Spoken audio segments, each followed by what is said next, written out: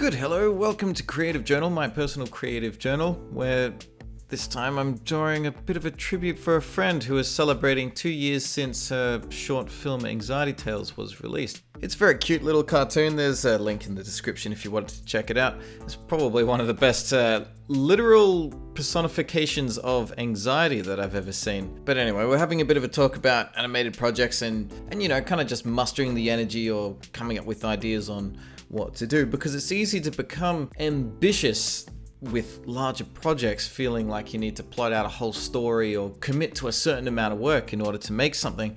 And I wanted to make it a bit of an encouragement that there's no reason why you can't just bust open an animation program and just make something in an hour. So this was a very spontaneous thing where I just, grabbed an image of the character, and in real time this was about 48 minutes. And I've found myself doing more and more of things like this lately, of just having an idea and then making it immediately. The idea was just a simple loop of the kitten bapping the girl in the eye over and over again.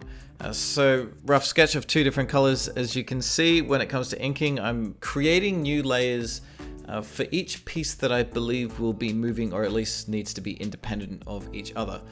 So the cat is its own thing, but everything that looks like it will potentially have movement, I'm just popping in a new layer. Most of the head is one unit.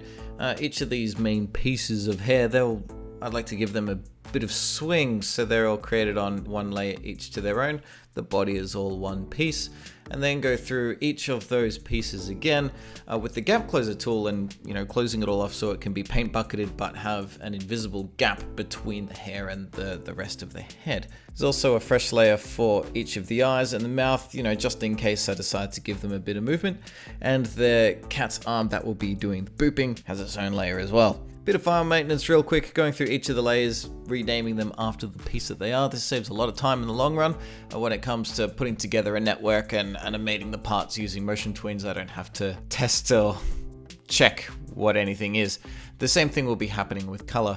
I also have a piece of reference material off on the second monitor of what the character originally looked like, because this isn't a style that I normally draw in, more because I feel like I can't draw in this style. So it was quite an encouraging little project, because I didn't think I'd be able to do it. In order to choose colors, I definitely couldn't think of palettes like this, so brought in one of the original characters and sampled it all right then and there, building up a little palette library and then renaming each of the colors as well, getting rid of the defaults.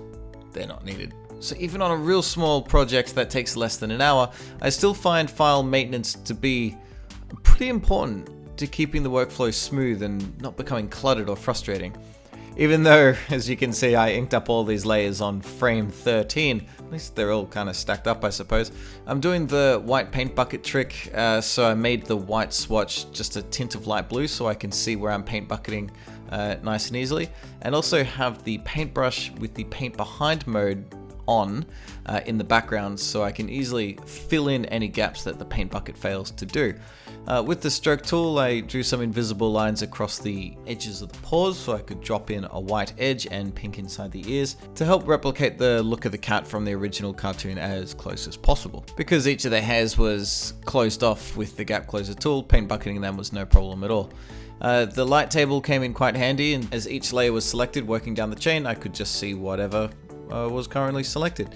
Now heading over to the network view, I'm going to be spending quite a bit of time in here. I'm making it full screen so I can just sort of unhook everything and rewire it into the correct order. Remember, every position towards the left is higher in the layer hierarchy, everything towards the right is lower down. So I'm thinking if it would be best to group all of the hair and facial elements together into their own composites. All of the character is coming down into its own composite as well. I find this to be very good for organizational purposes. The composite node not only compresses everything into one string, but it also acts as a bit of a master switch. If I make that invisible, all of the drawings going into it also become invisible. I'm realizing now that the booping paw was going up over the top of the back leg, and that was a bit of a distraction. So I've made a duplicate of the cat layer and deleted everything except that back leg, which can sit on top. The front arm of the cat is going to be animated with curve deformations, so I've activated the deformation tools and made a curve deformer. That's a Harmony Premium feature. And now realizing that my hair network was a bit wrong, because some of them will be sitting behind the head,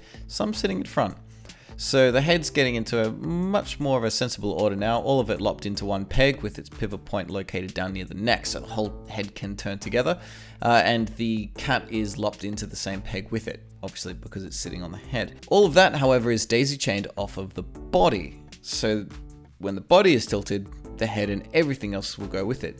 Finally, I've extended the exposure of all the drawings out across the entire frame, and finally animation can begin. Most of it is going to be focused on this paw of the cat. You can see the curved deformer is divided into two main sections, the root and the, like the paw, the other end. It works with a Bezier curve system, so you can get quite a lot of stretch and malleableness out of it. The amount of keyframes and where they're placed was highly experimental. Took quite a while to figure out how much speed it should have. I knew it wanted to be quite snappy, so it was kind of a two-piece movement. The hand would move up, hold for a bit, and then move up just a bit more before slapping down on the eye very, very fast. I believe in the end there was no tweening at all. It was a transition of a single frame from its most extended point to being down on the face. I also messed with some of the default easing settings, and something fairly standard, about a 50% either way, turned out to be the way to go.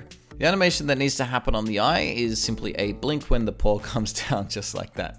That's very simple to do, drawing in a single in-between to open the eye back up. However, when it closes, that in-between will not show up because it needs to shut in, within the time span of a single frame. I tried it just in case, but it didn't work. I want to make this animation much more capable of looping.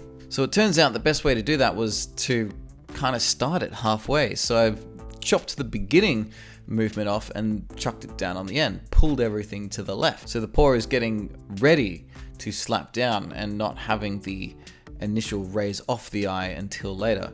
If the initial raise was at the beginning, then it means the video would have to start with her eye closed, sort of revealing what the whole point of the movement's going to be.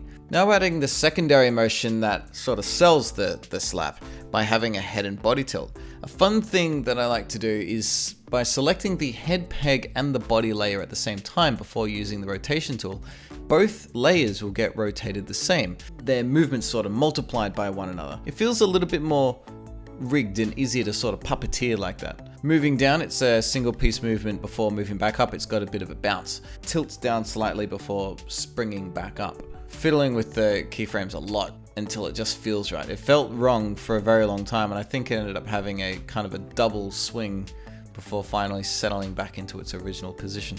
And already I'm nearly done. The last piece is the tilting hair that will move with the body. And another fun trick with this is by selecting all of the drawing layers themselves without being grouped into a peg, all of them will be rotated by their own independent pivot points.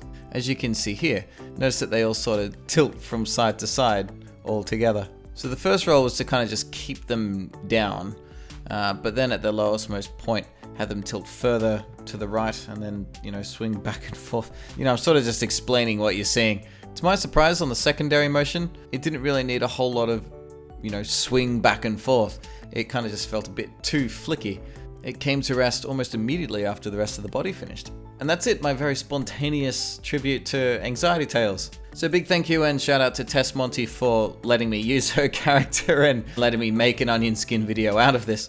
And I suppose I probably should give a little bit of a plug. She has a product store with all these fun personalized pieces and also adorable things in tiny jars. Apparently she's getting pretty busy for the holiday season, so if you want any of this stuff, you should probably snag it early. But yeah, thanks for coming along for another creative journal. Hope you got something out of it. Have some fun, and I'll see you in the next one.